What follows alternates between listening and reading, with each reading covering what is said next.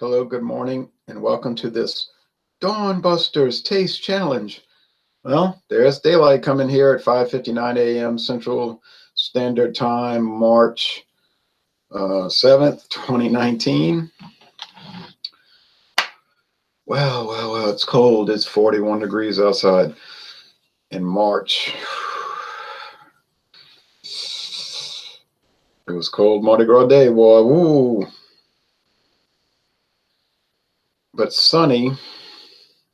I saw people got sunburn, including me on my nose, but other people really got it. Okay, we have from 2016, Virginia Black. All right. This is an American whiskey. It's from Indiana. It's a blend of 3 bourbons, 2, 3, and 4-year aged. It's a strange looking cologne bottle. I guess it was designed to look like a cologne bottle. It's unusual. It was only $5 for this $3.75. John and Ilya said he can get it cheaper than that because it's not a popular item. It was for a little while and then it faded, he said. It could have been. I wasn't really tracking it. I didn't even know about it. Actually, I did not know about it till I went to Savannah Discount on Louisiana Highway 45 northbound in Marrero, Louisiana. But and I saw there were a lot of video reviews and it was kind of like a known thing. I said, okay. Then I went back and bought another bottle since it's only $5. And we're going up against something that's not as well known, but a lot cheaper. Now the Virginia Black, Mathern's has it for $38.99, and that's a normal price for a $7.50. Okay, got to catch up on my comments, and I got to catch up on some other things. But we have Stedman Select from 2018. Sorry, so that one was introduced in 2016. This was introduced in 2018. Stedman Select. Now, you know how all the bottles try to look like Jack Daniels, right? Evan Williams kind of tries to mimic it. Stedman Select. Because they all try to have that 19th century style writing. Zachariah Harris has that.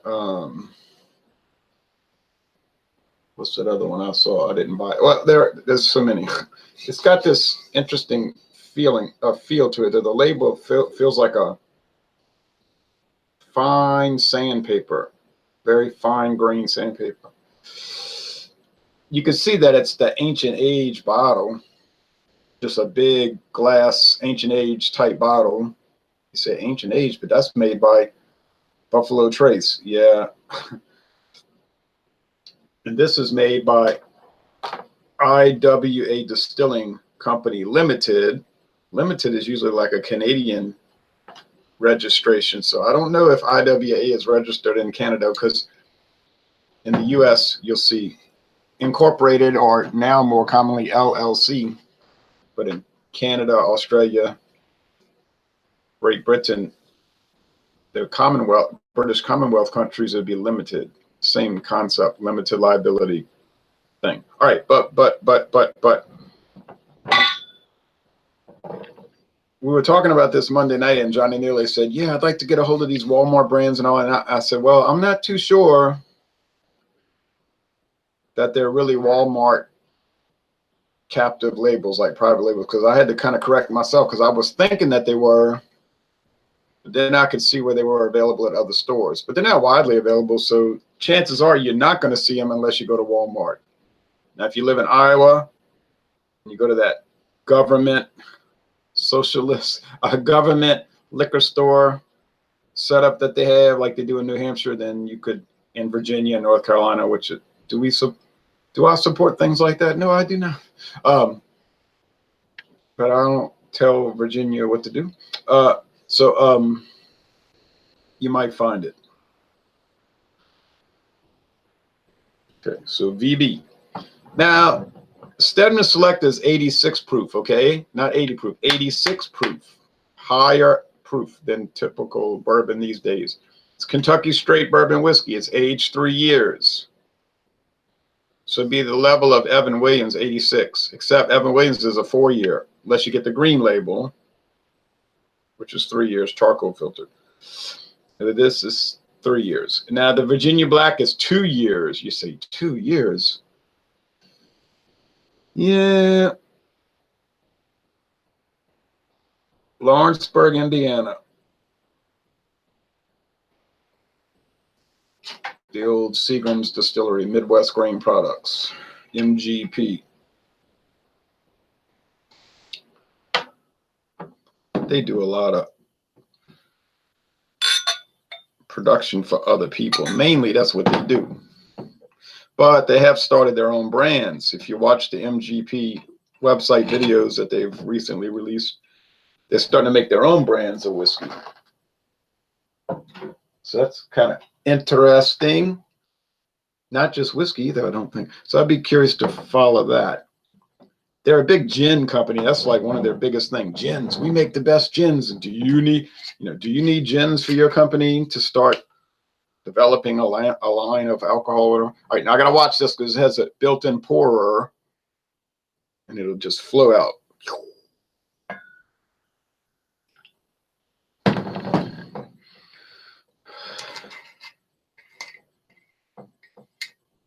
Will this be a challenge? I don't think it will be, really. Then I have to do one later today for scheduling reasons. So I'll do later today at, I don't know when, sometime. It's probably in the afternoon. I'm going to go up against Virginia Black versus Kentucky Tavern. And then it'd be nothing Saturday, nothing Sunday, nothing Monday. And then I'll try to do another one Tuesday, another taste challenge. Okay. Does Virginia Black have anything to do with Virginia? No, only the name. Why did they call it that? I don't know. It's strange.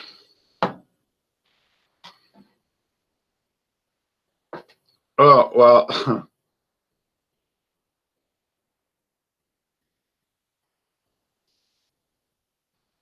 You can see that the Virginia Black is much darker. It's a deep amber. And for a 2-year aged, it's unusually dark. Sort of like illegitimately dark. I don't see how this thing could be that dark after 2 years, 3 and 4, well, 2, 3, 4 years in a barrel, a blend of those. So are they adding coloring, caramel coloring? Well, you would assume they are. That's why it's not being called bourbon. It's being called American whiskey, which allows that. Can it, according to the Tax and Trade Bureau, TB,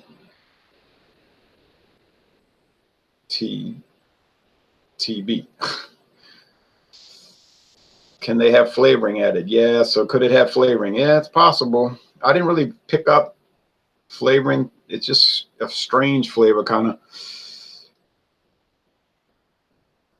Some little alcohol eggs, not really much. Now, my friend Davis said, oh, that stuff's no good.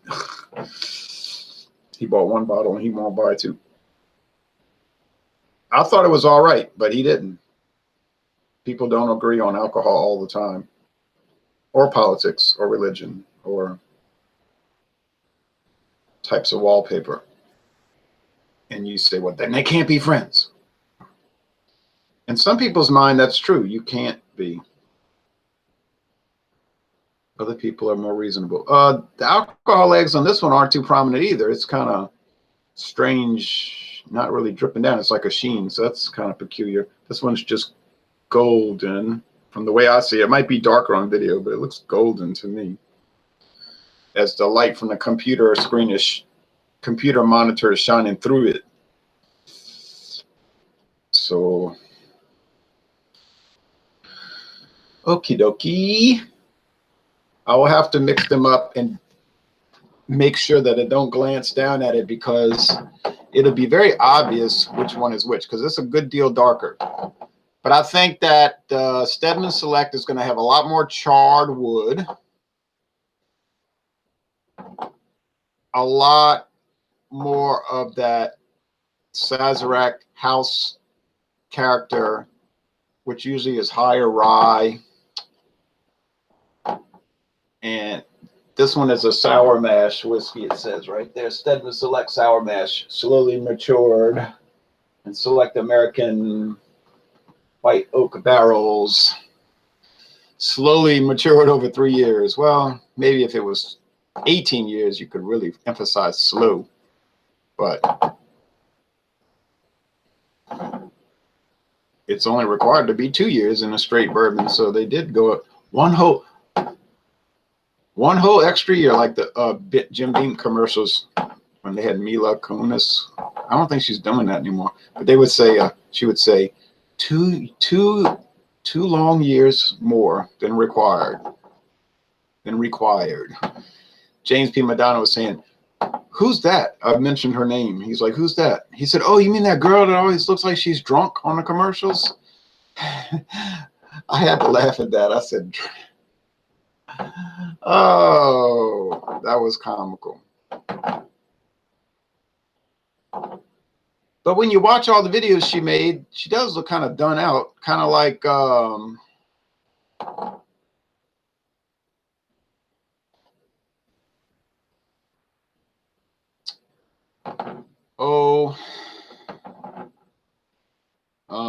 to think of her name, Judy Garland in 1969 on some of those talk shows.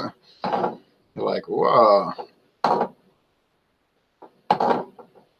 Although as bad off as she looked, she could think on her feet on her. Well, she was sitting down. You know what I mean? She kind of get through the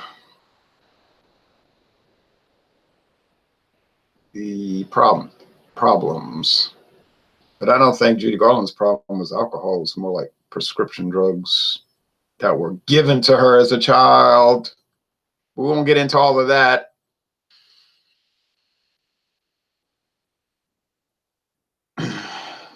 Deagle 2123. I applaud your living, my good man. Are you a Tolkien fan? Thank you. I read the books, some of the books, and my daughter insisted that I watch all the movies with her. But I'm not really a fan because I don't really like fiction. I can read comic books. You say, well, that's fiction. That's fiction. I know. But they only last like 20 minutes to read at the most. Usually you can read it in 10. So you might continue. You don't have patience. I have the patience to read nonfiction, like about stuff that really happened. I just don't have patience to spend hours and hours reading about something that never happened. You know what I mean? So you look at all these books I have, all these hundreds of books, they're nonfiction books about World War I, World War II, Cambodia. Okay. But everybody has their own ideas about things. All right. That smells like Stedman Select, but I don't know. Over here. See, you can see and I can't.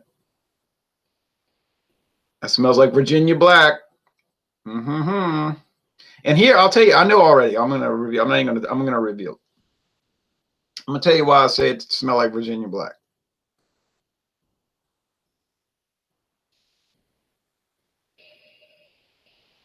Virginia Black's got this strong.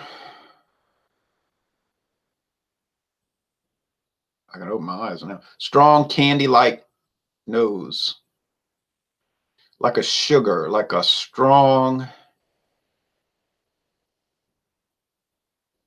caramelized sugar.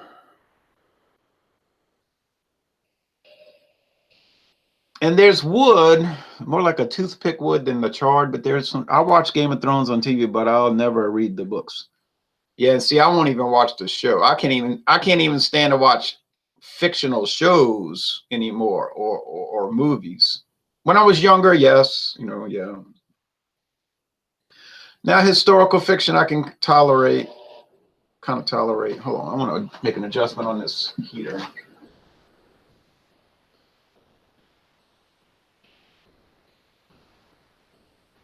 But I just can't watch. I just don't. I like some movies, certain scenes in movies more than a movie, like where they're talking and they say something interesting. But I hadn't been to the movie theater in 10 years, I bet you. And somebody was asking me, "You saw this movie? You saw that movie?" And I said, "I never watch movies.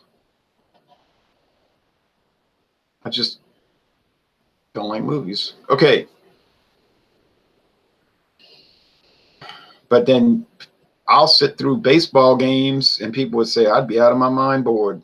So it's, once again, it's like these videos. Some people would never watch this kind of stuff, a beer review.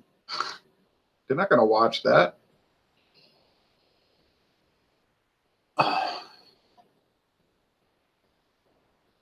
My own family won't watch the videos. Why is that? Well, it makes sense. They're not interested in beer reviews, okay?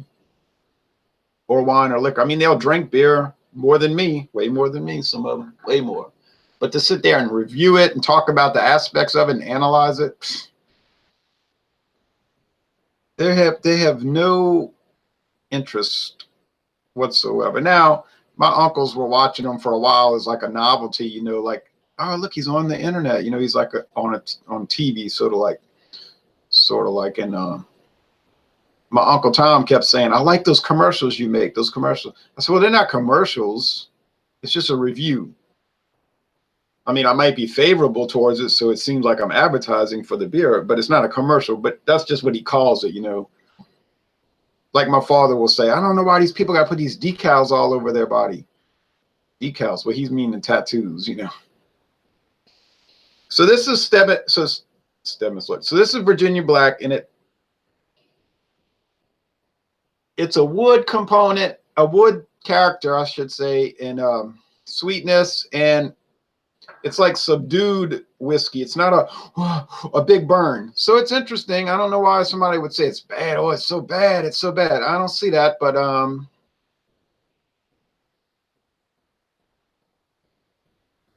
don't need to see that. If that's what they think, if they think it's bad, then they think it's bad. Okay, over here. Yeah, it's just like all the quintessential Kentucky straight bourbons. Sweet candy corn, sweetness in general, corn grits, the sourdough bagel, you know, from the sour mash process, which to me it makes a difference. Other people say no, it's just a priming thing. It should not have, but I think it affects it. And charred wood and everything. Okay. So with this, you would just say, "Oh yeah, that's a clean, straightforward, no fancy pants, anything bourbon." It's just like psh, standard, totally standard. And it does have a lot of Buffalo Trace-esque. Buffalo Trace has a lot of that, you know, and it has that like, what do you call that? Sourdough bread. I don't know. I can't describe it, but when I pick it up, I know it. Oh, like when I look at a bottle of Buffalo Trace, I'm thinking, I know what that tastes like. I can smell it and taste it in my mind without even, you know what I mean, actually doing it. And then all the Sazerac ones kind of follow that prototype. And it's almost like Buffalo Trace is their base model whiskey that they build on. What do you call that? I don't know much about whiskey. That like you take up, there's one you build on it. My friend David was talking about that with Weller. Weller is he said Weller is what they build Pappy Van Winkle on, and I never heard that, but it could be true because I don't know anything about it. But because on Mardi Gras Day we did a Weller video.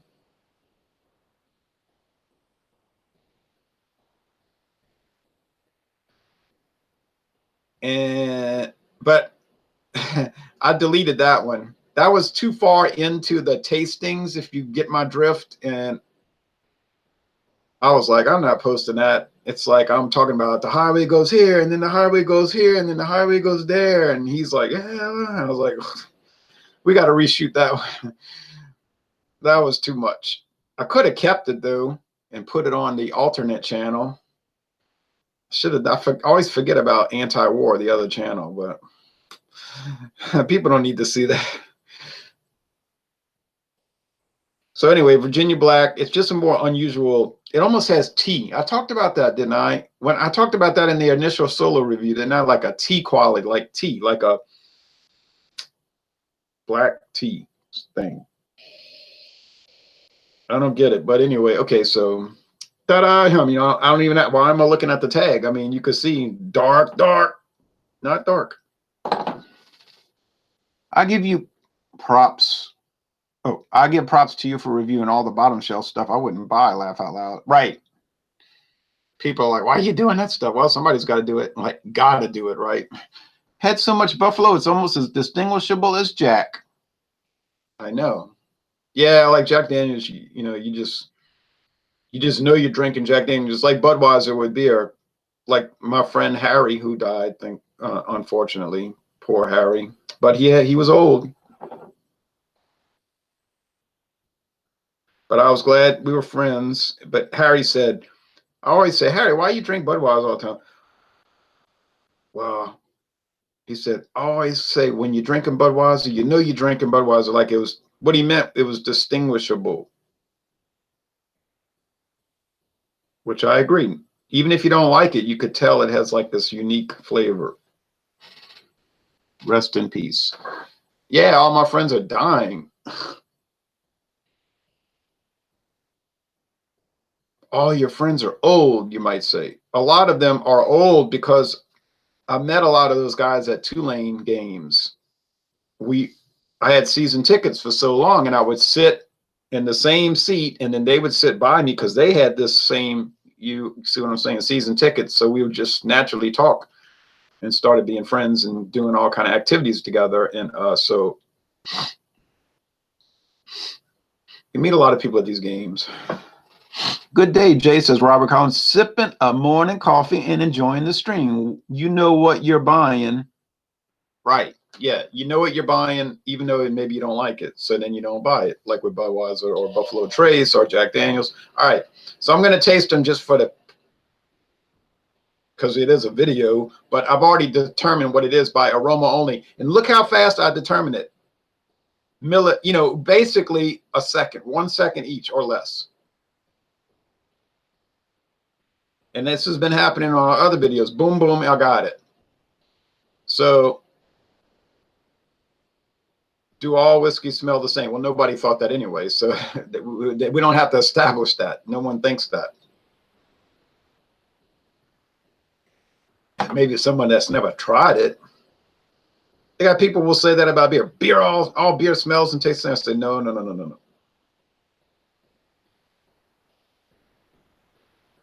My father would say that, but he never drank anything but Coors Light, Bud Light. Well, he didn't like Bud Light, so forget that. No. Coors Light and Miller Light, and that's it. Because once light beer came out, that's all he ever drank. Before light beer, he would drink Miller High Life and Schlitz and Dixie, mainly Dixie and Miller High Life, which are just regular old beers. So in his mind, all beer smells and tastes the same because that's all he drank was like generalized products. What did he think about stout? He never tried a stout. What do you think about porter? He never tried a porter. What do you think about an ale? He never tried an ale. He never tried, you know what I'm saying? Never tried. He probably never tried one ale in his life. India pale ale, golden ale. It don't matter. He never tried it. Malt liquor, strong lager, right? No. And he's probably not that unusual in the world of beer. Well, these days it'd be less usual because of the advent of craft beer and specialized beers. But let's say 20 years ago, probably most beer drinkers had never tried anything but just regular. And so in their mind, it's all the same.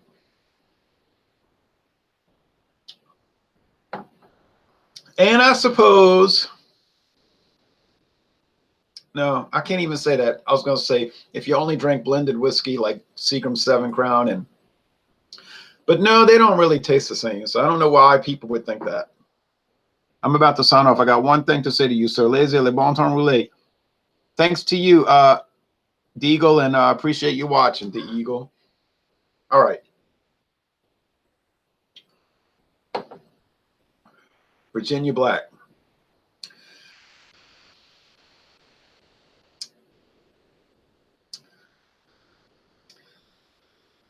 Okay. With beer, usually the more I drink on it, the more I like it. Whiskey, I don't know. It's like a wash. Like it doesn't improve necessarily. It just tastes. I get used to the taste of certain whiskeys, but I wouldn't say I like them more and more as I drink them. I just get used to it. Now, in the case of Bellows Club whiskey, the more I drink it, the more I hate it. This Virginia Black is starting to taste worse the more I drink it. There's something funny about this stuff, and I don't know what it is, and I don't know if I dislike it. I don't know.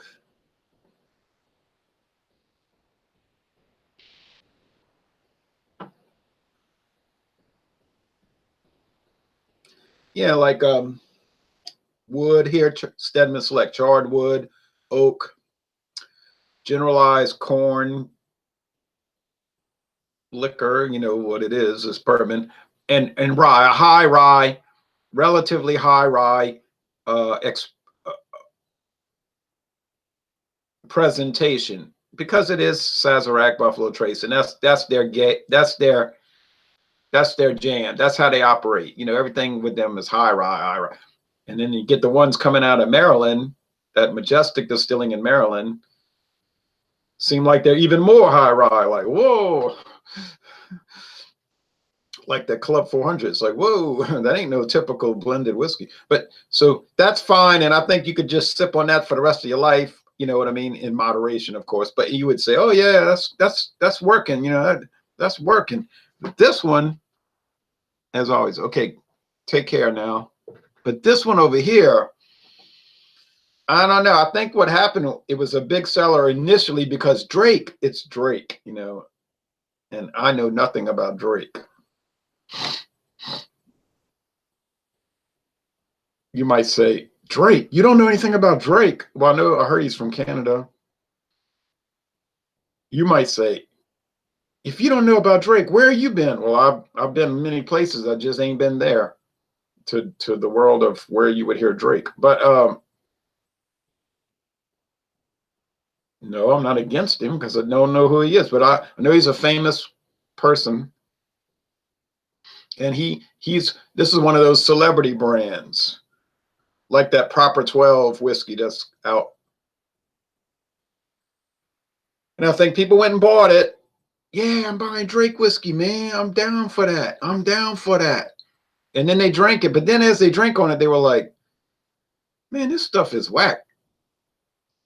In some ways, you know, maybe they thought this stuff is whack. I'm going back to Hennessy. So then they may not have been any second purchases. So the stores are stuck with it. I get that impression. And if you're used to drinking Hennessy, this ain't going to work. Although Hennessy, those cognacs can have the coloring added too, right? But because brandy roll like that. That's how brandy will be, have coloring. There's, I don't know. I can't figure out. There's an underlying sugary note. It's like sugar, rum cake. What did they put on rum? That kind of rum. That rum dressing, dressing. Well, it's kind of like that rum sauce. Yeah, rum sauce. There's something, man.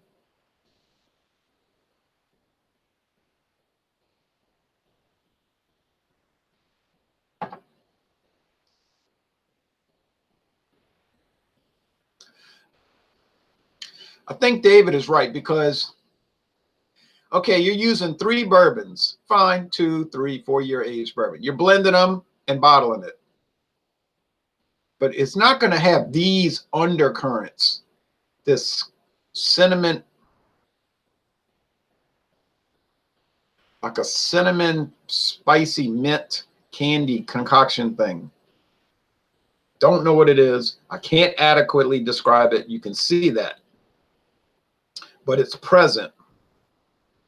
There's even almost some banana skin, some plantain aspects. So I don't know. I think it's flavored. At first I told David, I don't think so. I don't think so. I don't think so. He said, no, you don't have enough experience tasting whiskey. That was his accusation against me. You don't know enough.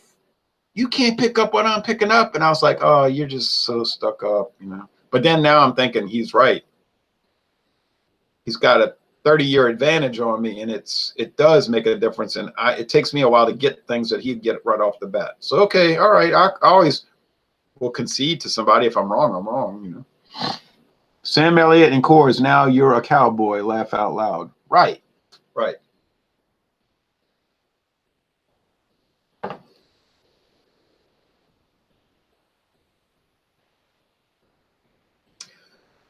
I'm trying to hate it, but there's something about it that I like. It's that tea,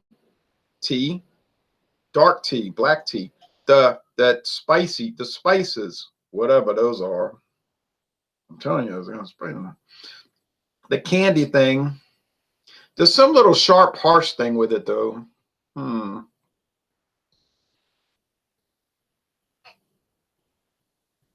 Stedman Select. Yeah. It's just a really good 3-year age straight bourbon. It really is. If you can find it for 1996, like I did for this huge bottle, I would say jump on it. I'd pull the trigger on that because it's not going to change the way you think. You know what I mean? It's not going to be one of these game changers. Oh, I don't think about whiskey the same way anymore. No, it won't be like that. But you might say, well, that was a pretty good deal. That kind of thing. And it might be something you just buy all the time, especially if you're having a party for a parade like they do around here. And you know you got these people that they're going to show up and want to drink all your free stuff. But you're like, you're not pulling that trick with me, drinking all the good stuff because you know what I'm talking about. So give them that. And it'll be good anyway. It's not like you're giving them really bad stuff. So they'll drink it down, and then you're okay. So you spent $19.96, so you can't go wrong. All right, my daddy would buy the Winn-Dixie liquors when he would have a party. Not that he was trying to get over on people that wanted to mooch and just drink stuff. It's just that's how much regard he had for liquor. He would just buy a Winn-Dixie brand, the big plastic bottles, because in his mind, it's a commodity you make mixed drinks with. But he'll tell you right now, he said, I only drink as a drug. I said, what do you mean? My grandma used to say, please don't say that. Please don't say that. He would say, but Mom, it's the truth. I don't even like the taste of alcohol. I hate it. He said, I would just drink it for the effects. She'd shake her head. Why is he saying that? I said, well, at least he's telling the truth. He said, now he's talking about me. He's pointing at me. He likes it because of the taste. I say, yes, this is true. The taste. So it's a different approach. I never cared about the effects because people will ask me, what do you do for hangovers? I say, I don't know. When I get one, I'll let you know. What do you, what did you drink in your partying days in college when you drank? Well, I didn't drink in college. So I'm coming from a different world. John McMillan says, hey, man, you do good reviews. Thank you, John McMillan. I want to say to you, thanks for watching. I sure appreciate it. And then Robert said he does. Thumbs up in a mug. Ain't that the truth? Well, don't go overboard now. After y'all watch the Natter Days review, you might unsubscribe. No. Well, that was a fun review, okay, because I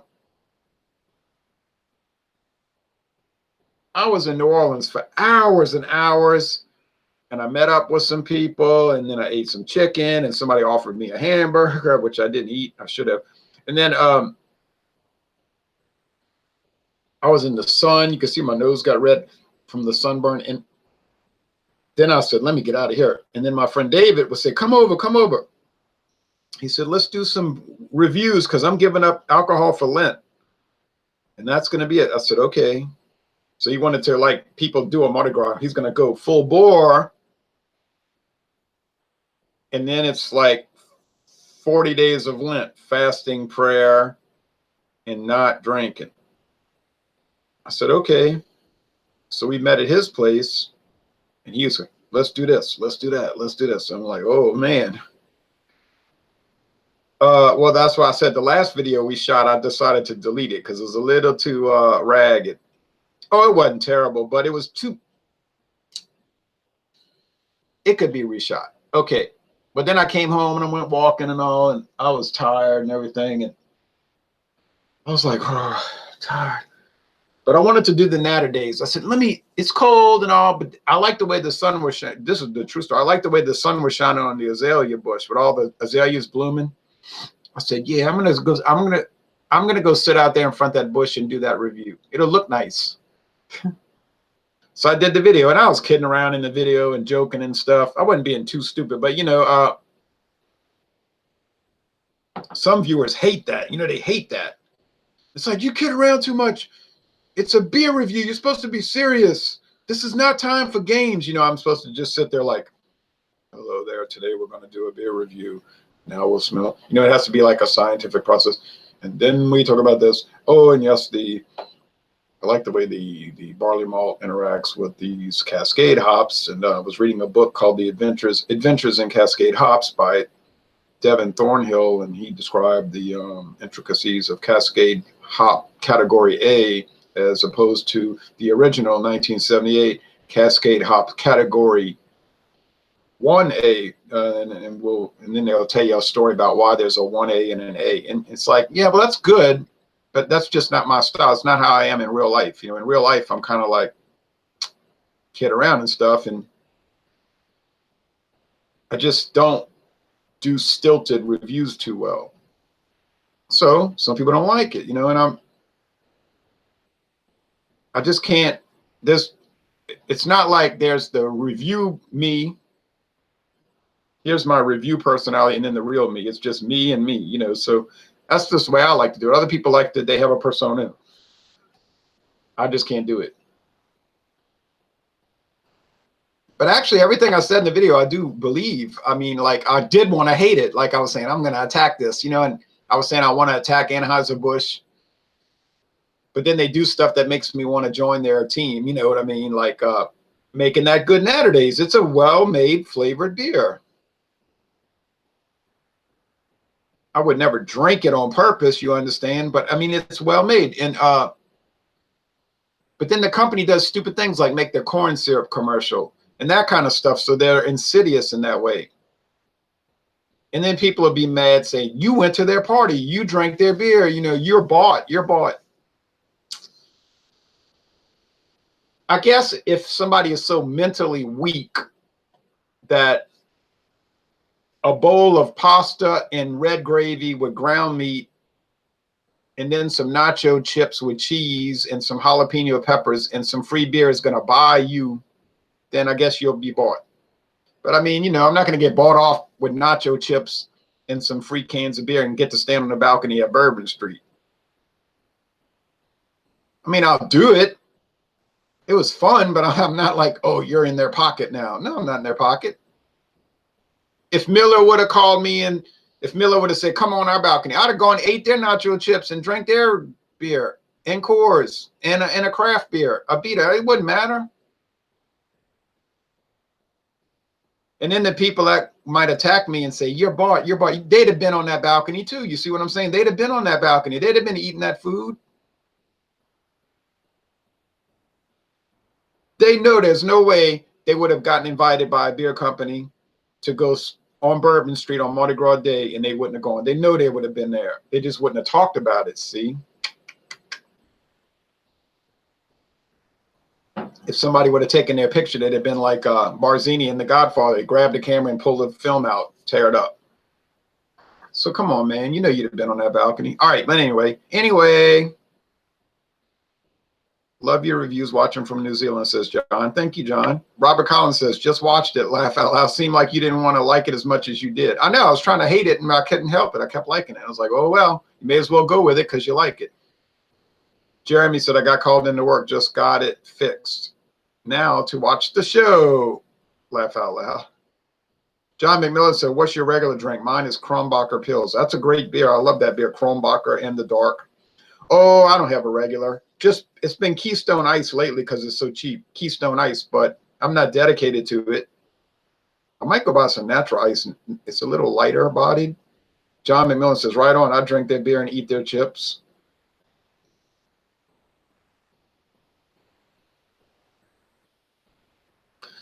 Yeah, you know, I mean, like, big deal, big deal, big deal. Like when I did the Modelo, Negro Modelo videos, they sent me $50.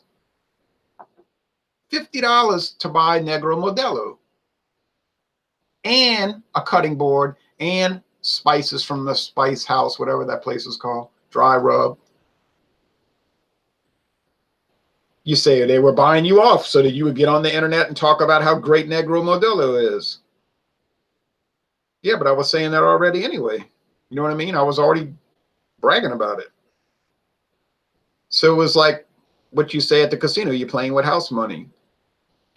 Now, do you think Rogue is going to call me to do more stuff? No, they're not. They weren't too thrilled with things I said in the video, obviously. But I had a problem with that because they want to be all roguish. You know, they're like, oh, we're you know, their attitude is like, we push the envelope. That's how we operate at Rogue Brewery. We push the envelope and we say inappropriate things and we're like on the edge. We're on the edge. We're living on the edge. They came to me. They came to me. Would you like to review this beer? I said, yeah. And then they sent me a beautiful glass and the beer, and it was great. I gave it an A+, or an A at least. I think it was an A+. But then they did some other things that would, to me, were offensive.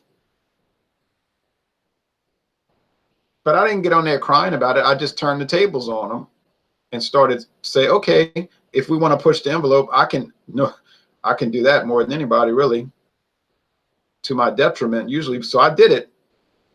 I said, okay, we'll be hardcore. Let's be hardcore. Let's go for it. And I'm doing the video, man, putting it out there.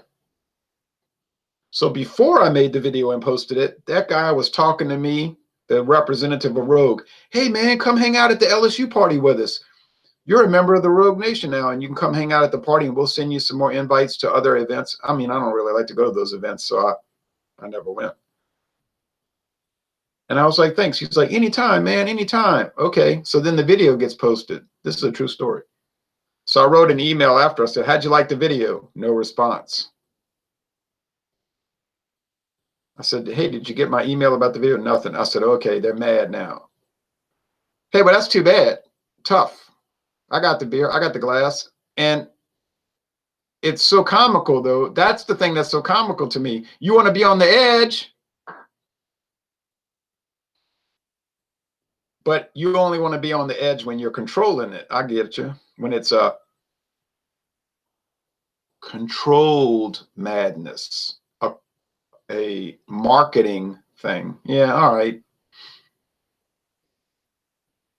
I never really bragged on their beers much anyway. I always said they were overpriced. The only one I ever really loved was the Dead Guy Ale. And I'm not an anti-Rogueite now. I'm not out there on the warpath against Rogue now because they wouldn't talk to me anymore. I just thought the whole thing was comical, you know. But I've had that experience before with other people. Okay. We're going to end this now because I got to go do some things. Right on. I drink. Okay. That's a great point, though, Ronald. Why doesn't Abita send you beer to review, etc., since they are Louisiana beer? I don't know. I've never heard from Abita. I know somebody who works for the people who own Abita. She doesn't work for Abita, but she works for the guy. I don't want to get too much into that.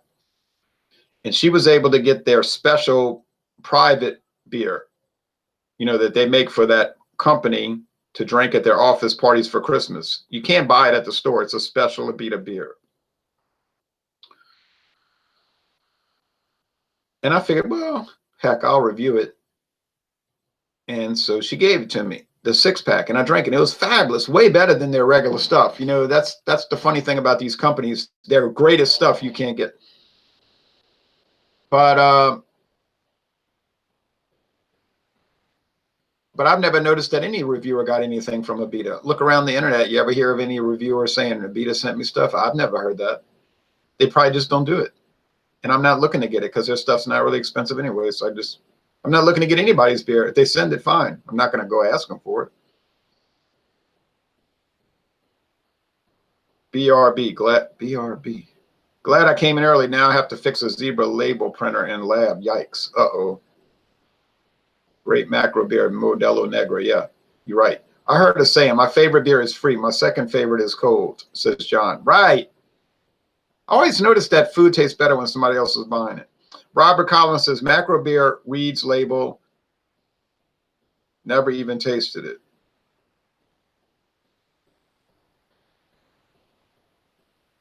Oh, I see what you're saying.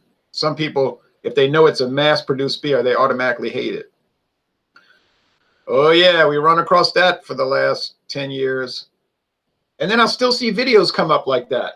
Somebody did that beer, a video like that recently saying he was going to review Natural Light.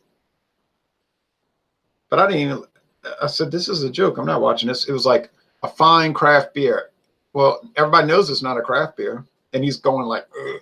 He's just making a video so he can rip it and get some cheap laughs like William Kepley said, get cheap laughs and try to establish street credibility in the craft beer world. You don't have to put down macro to establish street credibility in the craft beer world. You just review good beers and talk about them. All right. So I want to do this Karbach review. I did get a Karbach beer at the party.